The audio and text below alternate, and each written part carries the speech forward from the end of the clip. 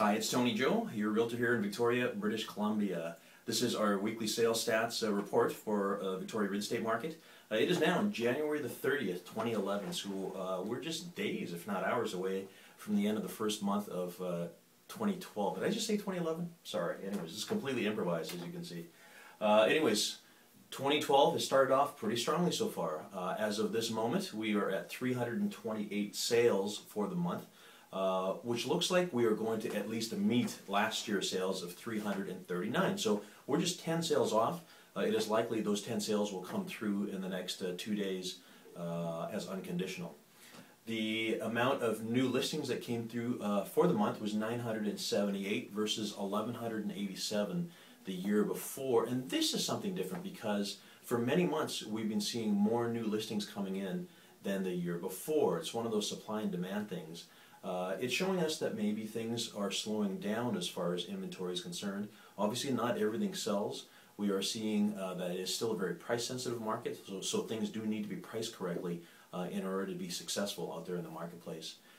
We are at right now 3,551 listings in total versus 3,283 that happened at the end of January 2011. So all in all, things are looking pretty good. Now, something that I have to mention to you is with the number of sales, so we're going to end up with the same amount of sales as I said this time last year. That will mean that pretty well since August of 2011, the sales have either been exceeded or equaled the year before. So, with the exception of December, we've had more sales happening. August, September, October, November, and likely January. Again, this is a good sign. Is bringing us back to the point that we were at about 10 years ago. So about the year 2000, the number of sales were about the same.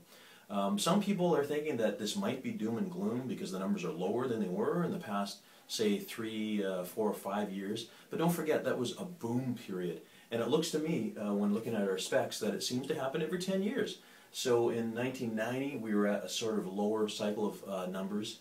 In 2000 as well. You might ask yourself why with lower sales, prices haven't dropped. And again, this has a lot to do with the fact that Victoria has a very strong economic backbone and things here are generally pretty good. So if you have any more questions, feel free to give me a call, send me an email, and check in with us this time next Monday.